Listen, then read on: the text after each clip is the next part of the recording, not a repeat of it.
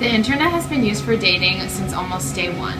Before the actual creation of online dating websites, internet service providers like Prodigy and America Online offered chat rooms and forums for singles, which were heavily advertised.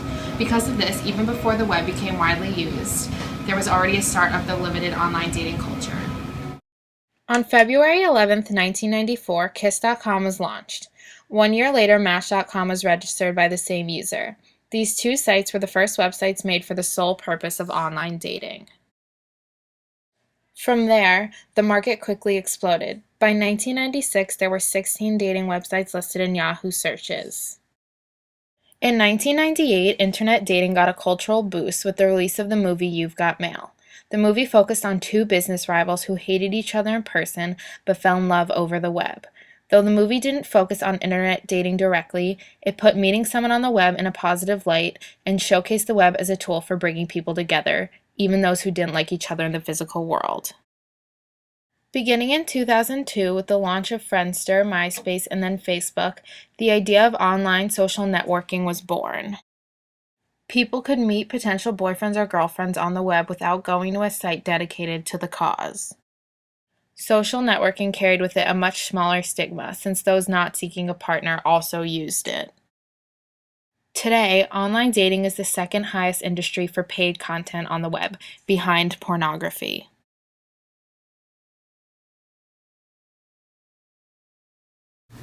I feel like online dating works is you fill out a survey and then someone else fills out a survey, and based on a computerized program, it probably matches you based on your answer. I think online dating works by pulling together similarities from two different people and then matching them accordingly. Initially, to create the algorithm, we use research that is based on existing married couples. And amongst those couples that have been married, there's a certain set of them that are the most satisfied, the happiest in their relationships. And that is the basis for the algorithm. So essentially, when we match people up, we are matching them up with people who they share the same traits with at the same level that the happiest couples are out there. That's what compatibility means to us.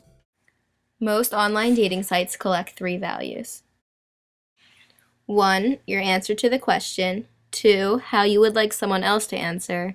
And 3, how important the question is to you. So you get to questions that are often either political in nature, like should burning your country's flag be illegal? That's a question that people care a lot about, and you have 2 big camps. Which is more important to you, love or wealth? Same kind of question. People feel very passionately about it, and it's going to split the population. So those are the kinds of questions that end up bubbling up to the top of our algorithm, and then the questions that fail on one of those 2 axes will go down to the bottom. Your match percentage with a given person, called person B, is based on the values of 1, 2, and 3 for the questions you both answered. This creates set S as shown in this graph. Then each level of importance is given a numerical value to create your match percentage. The final step is to take these 2 match percentages and get one number for the both of you. To do this, the algorithm multiplies your scores, then takes the nth root, where n is the number of questions. Because S, which is the number of questions, in this sample is only 2, we have match percentage equals the square root of 98% times 91%. That equals 94%. That 94% is your match percentage with B.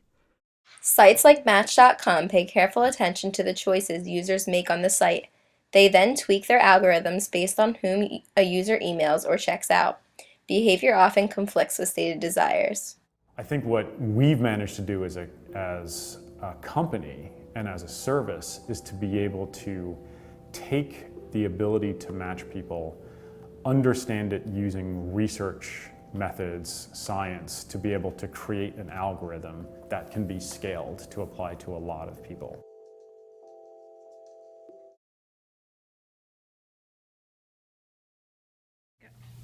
I don't think online dating is an issue of being ethical or not. I think it's just an issue of personal preference, because if someone's having a difficult time meeting people in, say, like New York City, you obviously need a little help with that. There's so many people who live there, so I don't think it's unethical. I think it's, if people feel the need to use it, they should be able to. I think it is ethical to a point, and the reason I think this is because anyone can go on and make a profile. So like if you want to play a joke on someone, you could just like put up a picture and like make a profile, and it's like hurting the other person's feelings because it's fake and it's like a form of catfishing.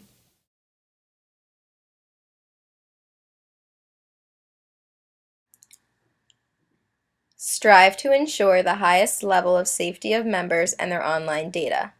Strive to ensure the highest level of reliability of member profiles by encouraging members to subscribe to a service that verifies that their photos are current and their data is accurate.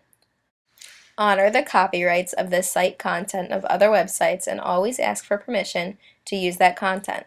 Clearly identify when members last logged on or changed their profiles. Clearly discuss financial policies and uphold best financial information practices.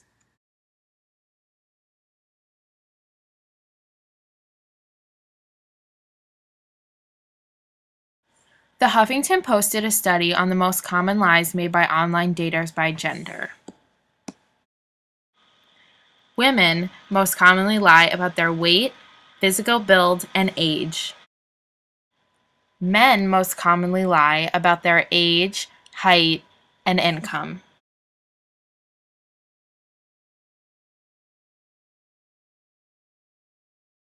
Dating websites are now on watch for criminals or registered sex offenders trying to use their sites. It's an effort to protect those who are really legally looking for love, but is it enough? Pamela Brown joins us with the story. Pamela. Well, Gordon, there have been countless cases of online dating scammers and frauds, and now dating sites are teaming up to keep those people offline across the board. But some say they are skeptical that these sites will become any safer now.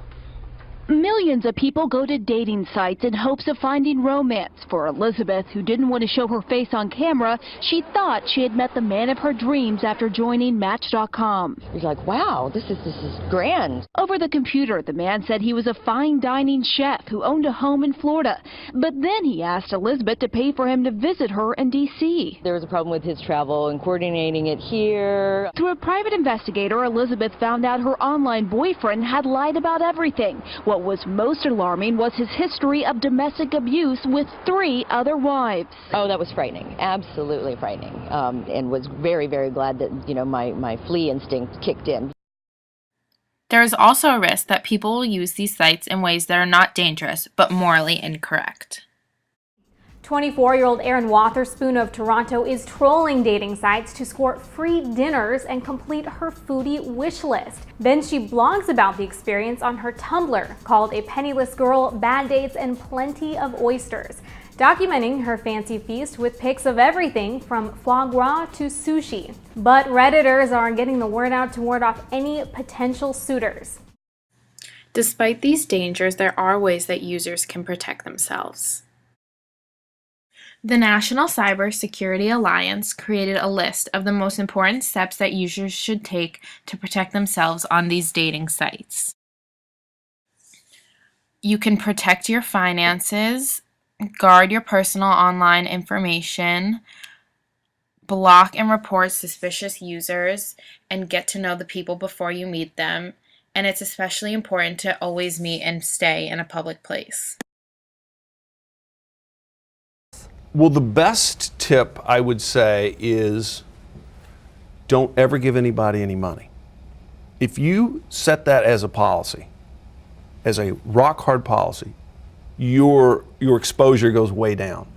Because most con artists, of course, that's what they're after. And they will tell you an amazing story. They will say, I'm very wealthy. We haven't met yet, but I'm very wealthy. Well, my daughter's in Hong Kong. She was in a car accident. My money's tied up in this big deal. If you could loan me $2,000, I'll pay you back in 2 days. They're con artists because they're good. But if you have that as a policy, I don't loan money, you're going to save yourself a lot of grief. And also, you should meet in public, right? Meet. Until you're really sure about the person. Absolutely. Meet in a public place. Meet in a public place. Do you ever most recommend... dates happen in public places anyway, right? As social networking becomes more of a realistic way of communicating in our everyday lives, more and more people will use it as a way to meet. In 5 years from now, 1 in every 3 marriages will be from couples that met online. According to Forbes, online dating websites will soon start to follow models that Netflix and Amazon have already set. Dating websites will now start to tell you who you should date rather than you tell them. It may be scary how well the internet knows you, but based on your trends, statistics, and your general online history, these sites will literally find your match for you.